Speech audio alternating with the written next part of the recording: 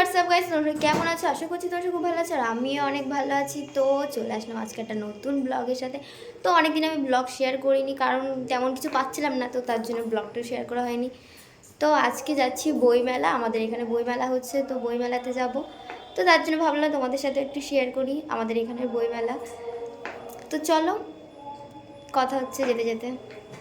So guys, তো আমরা তো এখানে চলে এসেছি মেলার এখানে। আর হচ্ছে এই যে গেট সাজিয়েছে এটা এদিক দিয়ে। আর এখানে ঢুকতে গেলে, বইমেলাতে ঢুকতে গেলে টিকিট কেটে ঢুকতে হবে। তো আমাদের সিজন টিকিট আগে থেকে কাটাই ছিল, তো আমরা ভিতরে ঢুকে পড়েছি টিকিটটা এন্ট্রি করে। আর এই যে দেখতে পাচ্ছি স্টেজ, তো লালকেল্লা বানিয়েছে এবার স্টেজটা।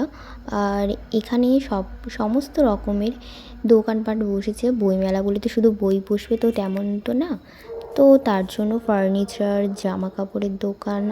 তো এবার আমরা গুটি গুটি পায়ে যাচ্ছি বইয়ের স্টলের দিকে। তো বইয়ের স্টল প্রচুর, পুরো একটা লাইন পুরো বইয়ের স্টল।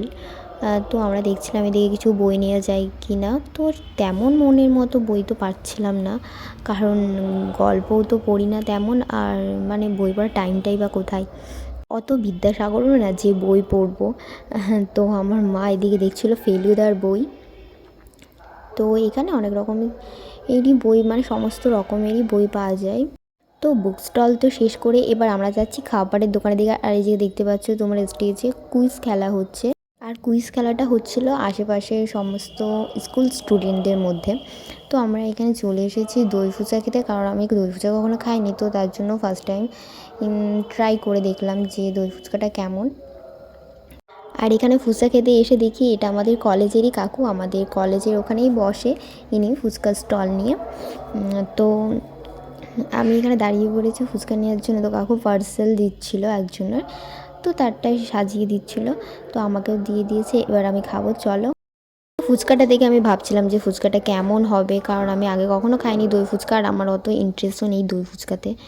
তো খেয়ে সত্যি কথা বলতে আমার পুরো ফালতুই লেগেছে, মানে একদম ভালো না খেতে। তো তার জন্য আমার মন পোষায়নি, তাই জন্য আমি চলে এসেছি টক ফুচকা খেতে। আর টক ফুচকা খেয়ে আমার মন পোষায়নি, তো টক ফুচকাটা ভালো হয়নি, তো সেই জন্য আমি চলে এসেছি ঘুগনি খেতে, কারণ ঘুগনি আমার ফেভারিট। আর আমি যেখানেই যাই না কেন ঘুগনি দেখলে আমি আগে ঘুগনি খাই।